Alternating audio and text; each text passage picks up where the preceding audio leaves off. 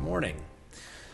So my name is Todd Myers. I'm the Environmental Director at the Washington Policy Center. Welcome to our session on the environment of the 2013 Solutions Summit. In just a moment, we'll have the chance to hear from Dr. Steve Sexton of North Carolina State University. But first, I want to make sure that we thank the co-presenter of this session, the West Richland Chamber of Commerce. They help put this together and sponsor us, and obviously this year we wanted to do conferences in both Eastern and Western Washington, especially on environmental issues. The environmental issues that we face across the state are so different on different sides of the state, so we're very pleased to have come over here. Let me tell you first a little bit about the Center for the Environment. I recognize many of you, and so some of you know the work that we do.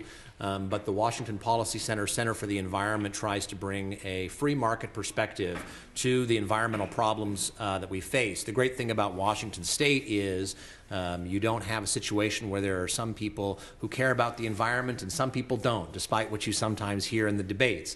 The fact is that everybody in Washington State cares about the environment. Everybody likes to hike, to hunt, to fish, loves the natural beauty that we have here. The debate that we have is how best to protect the resources that we care about so much and what policies are actually effective in doing that. And that's why the Washington Policy Center looks at a free market approach, because no system has done a better job of doing more with less, of caring about the allocation of scarce resources. And we put together economics, which is the study of the allocation of scarce resources, and environmentalism, which is a concern about the scarce resources. And if you want to try to find the ways to maximize how much you get out of each resource so that you can use fewer of them, the free market does that. And so often we hear folks on the left scoff at the word efficiency, but that's what efficiency is doing more with less. And that's the mindset that we bring to environment, and we think that it is a better way to help the environment leave and not only protect what we have for today, but leave a legacy for future generations. And we've looked at this in a variety of areas, and one of the things that I tell people is that from a free market environmental standpoint, it's sort of like being an AA, right? We have to take the first step. And what's the first step in AA? Admit you have a problem. In Washington State, we have a problem with our environmental policy, and so often the way we choose policies isn't really about being effective, it's about things that we think look good. And so we've done a lot of research, as many of you know, on green buildings and green schools. Washington State is required to build all new schools to a green building standard because we believe that they use less energy. But as our research has shown, and it's backed up by the auditing agency for the state legislature, ironically, green buildings in Washington State actually use more energy per square foot than the non-green buildings in those same school districts. We got so much attention for this that we've actually are now going around the country in Colorado, New Mexico, North Carolina, and elsewhere, and looking at the green schools and comparing them to a performance. And until you admit that your current policies aren't working, you're never going to get to a point where you actually are able to fulfill the environmental goals that all of us want to have. And so that's what I want to talk to a little bit about here today before we introduce Dr. Sexton, about what does it mean to be a free market environmentalist, and what is the alternative to the way that we're doing it now. And I tell people actually that the great thing about being a free market environmentalist is that you get to choose your opponent, because all you have to do is contrast yourself to politicians who think that they can run the economy but can't run a web page, and do the opposite. That's the basis of free market environmentalism. And let me just talk a little bit about how we do it right now. In so many ways, what we're doing today is the same as 1970s environmentalism. So I chose these two quotes from John Holdren and Paul Ehrlich from 1974 when they testified before Congress talking about the environmental problems they believed we were going to face. John Holdren, as some of you know, is President Obama's science advisor currently. And in 1974, he said, as much as we need technology, we need a good many other things, and as you've already suggested this morning, one of them is social and institutional change. So what he says is technology is nice, but really what we need to do is change people's behavior. That's the only way that we're going to avoid environmental catastrophe. Paul Ehrlich, in the same hearing, said something similar. said that economics doesn't work, that what you need is a plan, and you need politicians guiding, picking and choosing where we're going to go. He said the onset of the age of scarcity essentially demolishes current models of economists. We're going to move to a no-growth economy. Now, whether we do it intelligently through the government or by planning rapidly as possible, or whether we move there automatically, right? So what he's saying is let the politicians choose because only they can do it because economics won't allow us to do it. Ironically, we're hearing many of the same things today in 2013. So recently there was an interview with the Washington State Transportation Commission Chair, Dan O'Neill, and the interviewer asked him, does the state have an interest in engineering a change in driver behavior? And he answered rhetorically, well, wouldn't you think so? And he talked at length about what the goal is to engineer behavior change among drivers. We decide what they do, put people in buses, put people on light rail, and those sorts of things. So there is still this commitment to behavior change.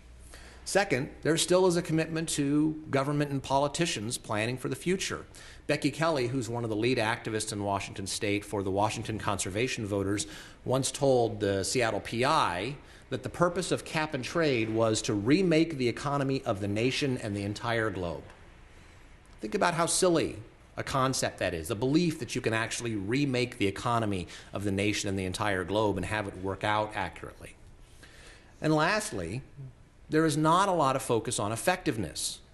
There is a sense that we just need to do everything whether it works or not because we don't have time to challenge it. I often tell people that the mentality seems to be there's no time to think, it's a crisis.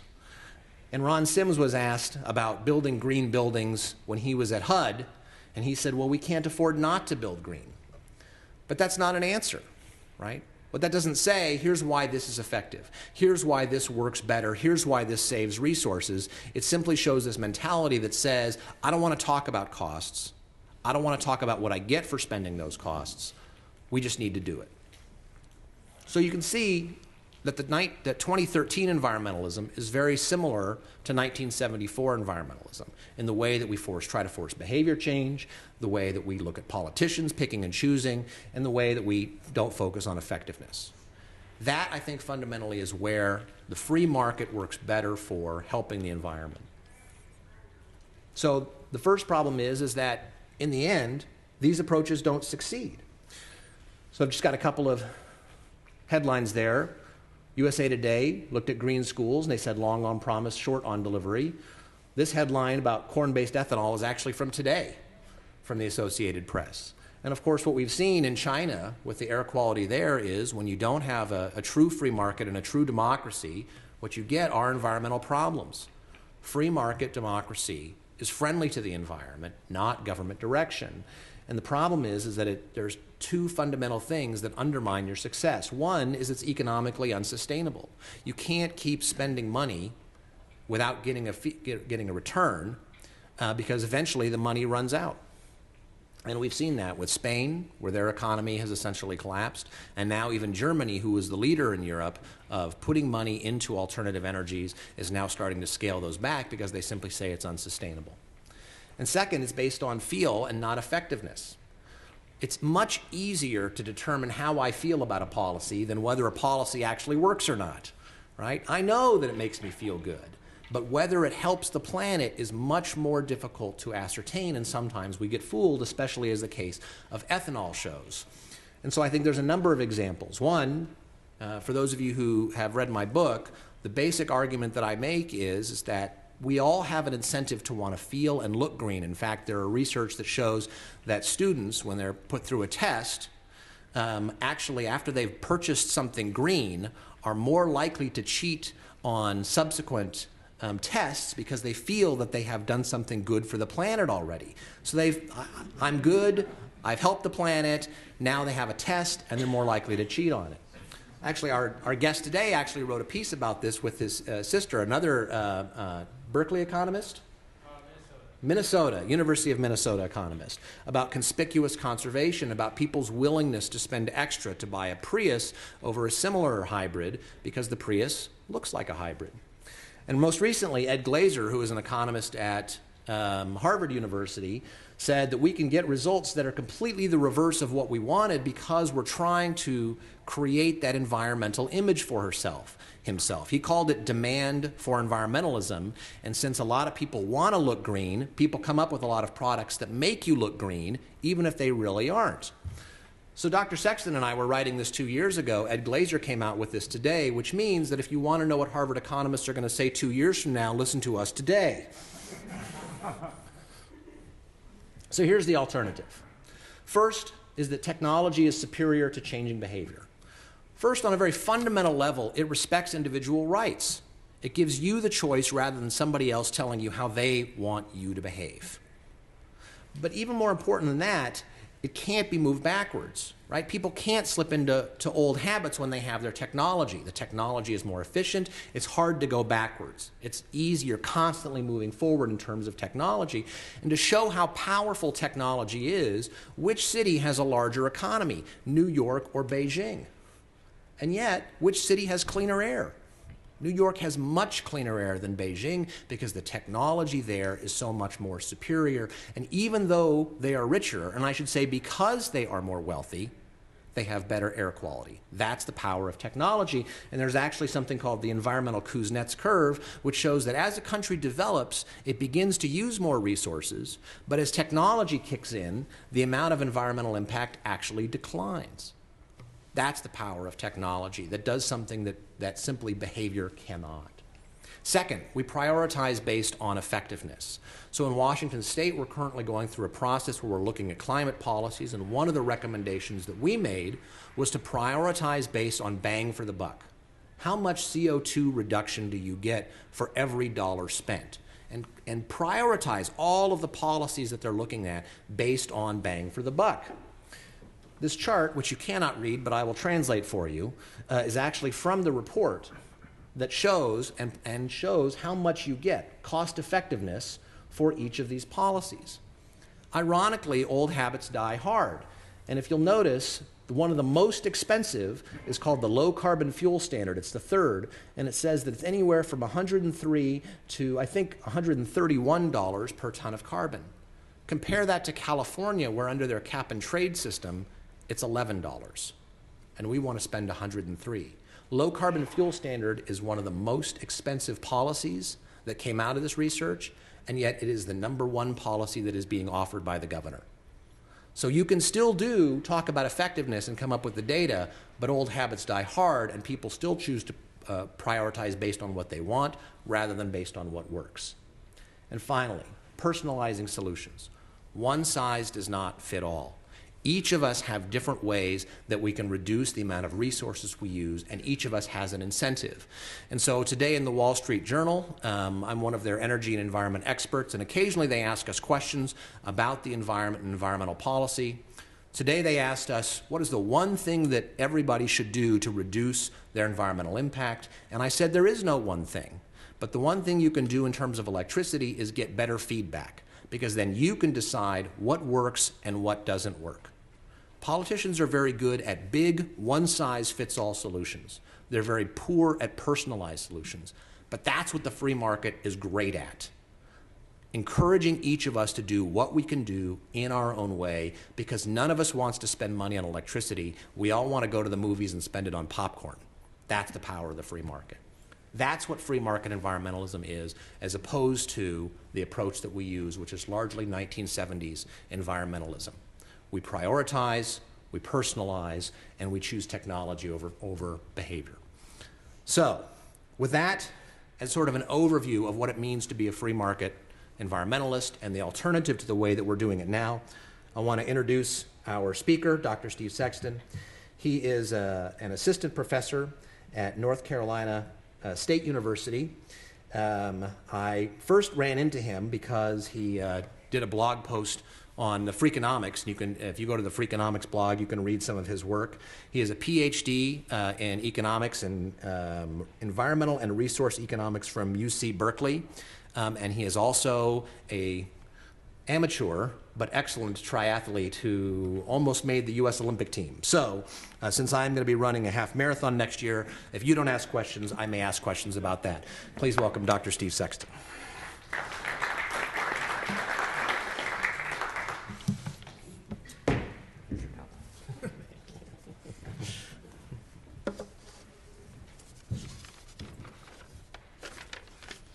All right, well, thank you. It's great to be here with all of you.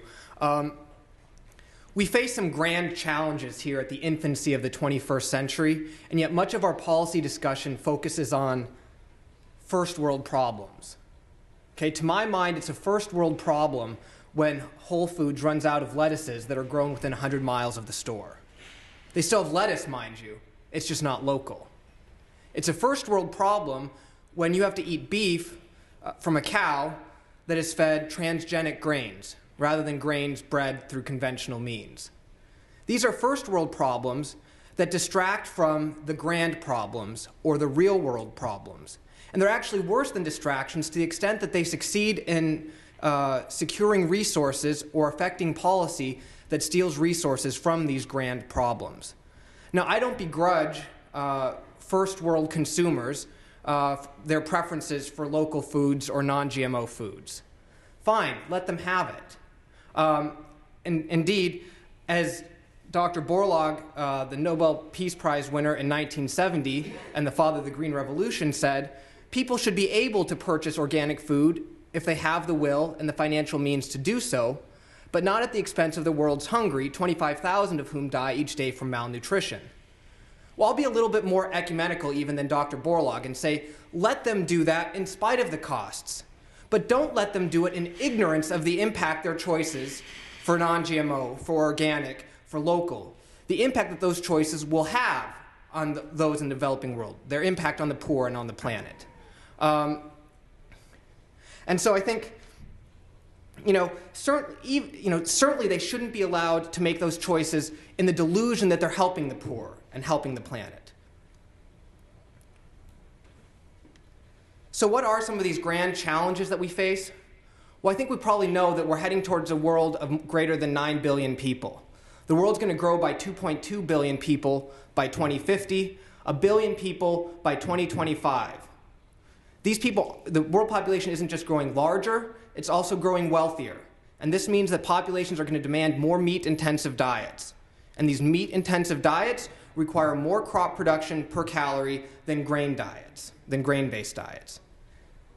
As per capita income increases, populations are also going to demand the conveniences that we in the developed world have been enjoying for many years. They're going to want to have personal vehicles. And so the International Energy Agency expects that by 2035, there will be 1.7 billion vehicles on the road around the world, double the number of cars there are today. And these cars are likely to be increasingly powered by biofuels as we reach, as fossil fuel scarcity sets in and concerns about climate change continue to shift our energy mix towards biofuels. Okay, so these are grand challenges that we face. And indeed, agriculture has overcome challenges before, but they predict that we're going to need to double agricultural production by 2050. Okay? We're going to need to double that production. And we can increase the agricultural land base to increase production, but if we're not going to forsake native lands, then agricultural productivity is going to have to improve, is going to have to double. Yields are going to have to double. Okay? And yet, if we look at yield growth for staple crops, that is the crops of the poor, wheat and rice, if recent trends persist, then by 2050 they're only going to grow at close to 1% per year. Yields are only going to grow at close to 1%. And yet we need them to grow closer to 2% per year.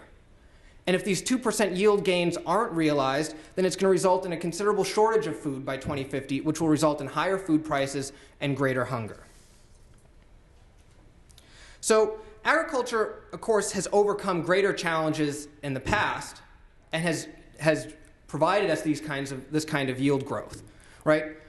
In 1920 to 1930, farms were managed by teams of draft animals like these. 20 to 30 million of these draft animals, in fact. And each one of them required 3 acres of land just producing its feed.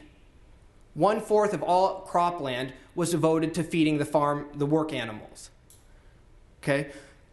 Of course, today, these 20 to 30 million draft animals have been replaced with 5 million of these. And these don't require any acres to feed them.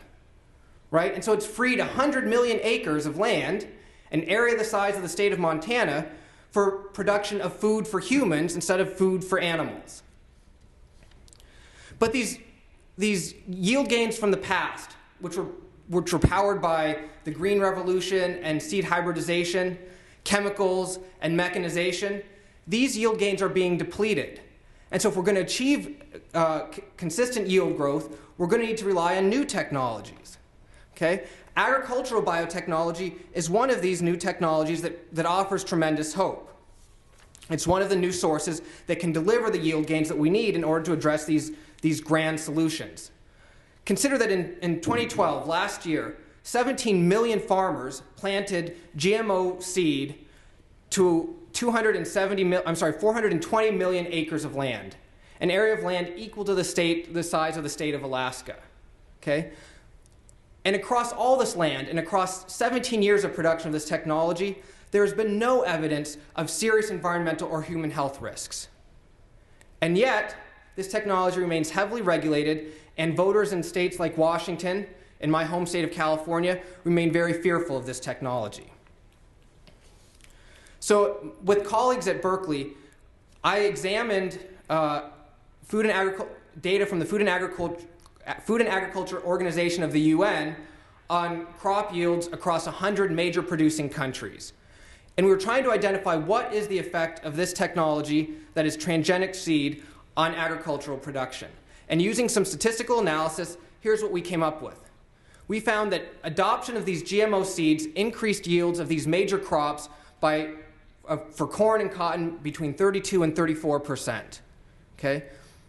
That increased the supply of these crops by 6 to 12% for corn, 2 to 20% for soybean, and 20 to 35% for cotton. And this increased supply had a price-reducing effect. And so I'm reporting here what the prices would have looked like absent this genetic engineering technology. Without the adoption of these crops, prices would have been considerably higher. In fact, these price increases are about comparable to the price increases attributed to biofuel production. Okay, so essentially, the adoption of transgenic varieties has offset and fully mitigated the cost of biofuel policies, like my colleague has pointed out earlier. Okay? And importantly, these technologies generate land savings. So the greater production, they essentially increase the virtual land base. The virtual land base by allowing us to get more food out of each unit of land. And so they sacrifice, or they spare native lands from being brought into production. Okay? Between the total savings just from these three crops is estimated to be an area equal to either the state of Nebraska on the lower bound or an area equal to the size of the state of Texas on an upper bound. These lands were spared from conversion from natural habitat into production. Okay? And of course, as we avoid this conversion of land from natural habitat into production, we also avoid the emissions of greenhouse gases, because natural land is a greenhouse gas or a carbon sink. It absorbs carbon and stores it. If we're concerned about climate change, which we should be, then avoiding these kinds of land conversions is beneficial. And so it's estimated, based on our estimates, the adoption of GM seeds in these three crops avoided considerable carbon emissions. In fact, emissions equivalent to between a third of total emissions from U.S. cars or 105% of emissions from U.S. cars. So this technology obviously offers these considerable benefits, and the risks, there are risks, but on the cost side of the ledger, there's very little evidence to suggest there are any significant costs. And marginally lower food prices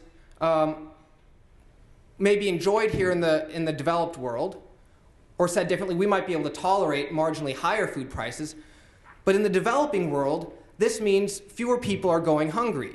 And so it's not surprising that when the nation's Fulbright scholars convened at my university, North Carolina State University, last week for a seminar on food security, they were asked in the opening session, before they'd seen any presentations from anyone, to write down on a Post-it note what they think is a single technological innovation that will have the greatest impact on global food security over the next 10 years. It was an open-ended question. They could write anything. Some people said vertical agriculture. Some people said urban agriculture. Some people said condoms. Over half of them, though, said genetically modified crops, agricultural biotechnology. These are the best and brightest from developing countries telling us what they need. they need transgenic varieties. All right, so just as transgenic seed is a technology that allows us to virtually increase the land base, and that is spare natural land from production, so too does our modern system, our global food production system, spare land from spare natural lands. That is, they allow us to increase yields without having to increase the crop land base. And this system capitalizes on comparative advantage and specialization and gains from trade. So economists have long recognized gains from specialization and trade. But these gains are nowhere greater than in agricultural production, where comparative advantage is immutable to human forces. The comparative advantage comes from natural resource endowments, rainfall, temperature, soil quality, pestilence, sunlight. We have very little ability to alter these things. And so there's considerable comparative advantage by allowing regions to specialize in production of particular crops. Okay, because California has hot summers, relatively mild winters, and fertile soils, California, oops, I forgot the animation here. You're supposed to be able to see all the things that they wrote. California produces all of the almonds in the country. 100% of the almond crop is produced in California. California produces 80% of the strawberries in the country and 80% of the grapes. Okay? Meanwhile, Idaho has cool nights, hot summers, and volcanic soils that are very good for growing potatoes. And so Idaho grows the plurality of potatoes in the country. And let's compare Idaho's productivity in potato production to a less productive region. Idaho can get 380 hundredweight of potatoes per acre compared to Alabama's 156 hundredweight. So Idaho has yields that are twice those of Alabama. And so it's not surprising that Idaho plants 200 times as many acres to potatoes as Alabama does. This seems obvious. And yet there's a movement afoot to move away from this global system of agriculture that capitalizes on these comparative advantages and move to a system of local production, essentially to turn back to a system of production that we've had historically. And this system would forfeit these kinds of gains. Okay? So, again, a movement towards local production would sacrifice these gains and it would require increased land and increased input use to achieve the level of production that we have today. And so I set about to estimate, in a simple model, what would these increased input demands look like under a system of local production? Now this is difficult because the only data I have is USDA data on crop yields where the crops are grown.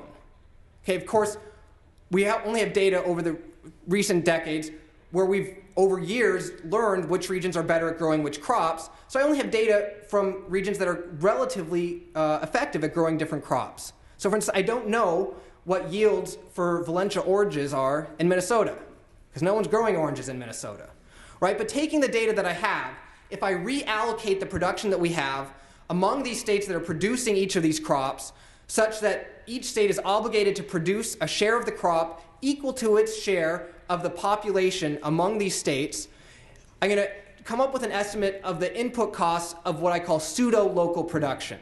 Okay, and this is going to be a conservative estimate of these input costs, again, because I'm not requiring Minnesota to grow oranges. Okay? Well, here's what it looks like. Moving to pseudo-local production for corn would require 22 million acres of land, a 22% increase in land devoted to corn production. It would require 18% more acres in soybean. It would result in 35% more use of fertilizer for corn production, 54% more use of fertilizer for soybeans, 23% more fuel use in corn production, 34% more fuel use in soybeans, 23% more chemical use, and 20% more chemical use in soybeans. And if I do the same analysis over 50 fruit and vegetable crops, I estimate that it would require 2.7 million tons more fertilizer per year to produce our food supply under a system of local production, and 50 million more pounds of chemicals per year. Now clearly, these additional inputs are going to offset any gains from fewer food miles, right? Fewer miles from farm to fork. These costs are going to far outweigh those gains from moving to a system of local production. Some might think that moving to local production is going to improve health. Well, actually, from an economic standpoint, there's no reason to think that. In fact, we should expect quite the opposite, because these increased input demands for producing the food is going to raise the cost of the food. Prices are going to go up as we become less efficient at producing. As food prices go up, there's evidence in the literature to suggest that households spend less on costly fruits and vegetables. They spend more on the nutrient-deficient grains as costs go up. It's also likely that the highest price increases or the greatest price increases are going to occur for these crops or these foods that we think are most nutritious. In other words, local production is going to move relative prices in precisely the wrong direction we would want to move them from a policy standpoint. From a policy standpoint, we want to make the cost of these nutrient-dense fruits and vegetables cheap relative to the nutrient-deficient grains that are blamed for our obesity problem. But these fruits and vegetables are called specialty crops. They're called specialty crops because they're less resilient to changes in their growing conditions. They require very specific agronomic conditions to succeed. And so if we're going to move those production of those crops out of these specialized regions that have a comparative advantage in producing them and require all sorts of local areas to produce these specialty crops, these are the crops that are going to require the most additional inputs, the most additional soil amendments, the most additional chemicals, and so forth. So it is the price of precisely these goods that we would want to lower the price of. It is precisely those prices that are going to increase under a system of local production. All right, so these economic insights seem obvious, and yet the local foods movement and the non-GMO movement have come very close to notching policy victories.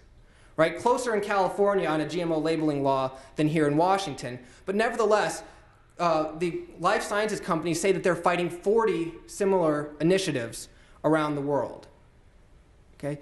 These policy victories would come at a cost of these innovations and these types of technologies. This figure is showing the rate of introductions of new agricultural biotechnology innovations from 1987 through 2004. We see that it's increasing markedly from 1990 to about 1998. Well, what happened in 1998? Seriously, does anyone know? With respect to GMOs. Europe, the entire continent, effectively imposed a ban on GMOs. They imposed a ban on the technology, and as a consequence, seed companies said, my goodness, I might not get a return on my investment if I continue to invest in agricultural biotechnology. Right? Because research and development is ultimately a gamble. You're going to sink costs into a project that your hope is going to generate a return on the back end. But if there's not a market for your product, then your likelihood of getting that return on your investment is diminished. And so when Europe imposed this ban, seed companies considerably retracted their investment in agricultural biotechnology. Entire traits were stranded on laboratory shelves. These are traits that would have improved the nutrition content of rice and wheat and other staple crops that would have improved the nutrient content of diets in the developing world. So these policy decisions have considerable importance for the trajectory of our technology and our ability to overcome these grand challenges as I've described them. So economists tend to believe in free markets, as Todd said earlier. We do, I do. And so the question is, why would a proposal to label genetically engineered foods cause a problem? It's just providing information to consumers, right? Why would a free market economist object to this? Well, because a free market economist believes in the power of the market to efficiently allocate resources under certain circumstances. So the first fundamental theorem of welfare economics says that a competitive market will deliver an efficient allocation of resources, that is, maximize the size of the economic pie. But there are a couple of caveats, and one of them is that the market has to be characterized by perfect information. Agents in the economy have to have perfect information. In this instance, they don't. Only 1 in 4 consumers believes that GMOs are basically safe. There's a huge gulf between the scientific knowledge and popular perception. And that's why the fear among many supporters of this technology is that an initiative like that that was recently defeated here in Washington, if it were to succeed, it would result in a considerable diminution of the market for this technology and again compel seed companies to retract their investment in these kinds of technologies. So I want us to recall, as we consider these grand challenges and how we might address them, that it was only 5 years ago that we were awakened from and disabused of this notion that we'd solve the world food problem. Right? In the 90s, we thought we'd solve the world food problem, but then in 2008, the first food crisis in 30 years hit. Food prices rose by 80%. Okay? Now again, these food price increases might be tolerated here in the developed world. They might be a nuisance. But in the developing world, they resulted in food riots across 60 countries, hunger and starvation. The poor in Haiti were forced to abandon their grain-based diets and start eating mud cakes. Mud cakes baked on basketball courts and streets under the sun. Literally, they're cakes made of clay and margarine. Okay? So it's a reminder that a victory over hunger is only ever ephemeral, at least with the world population growing the way ours is expected to through 2050. And so there's a risk when we focus on the first world problems, like how far my food traveled from farm to fork, and implement policies at the expense of real world problems. Thanks.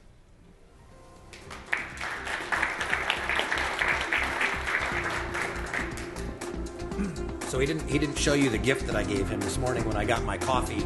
They put it in a cup, and the cup says, "Think local." So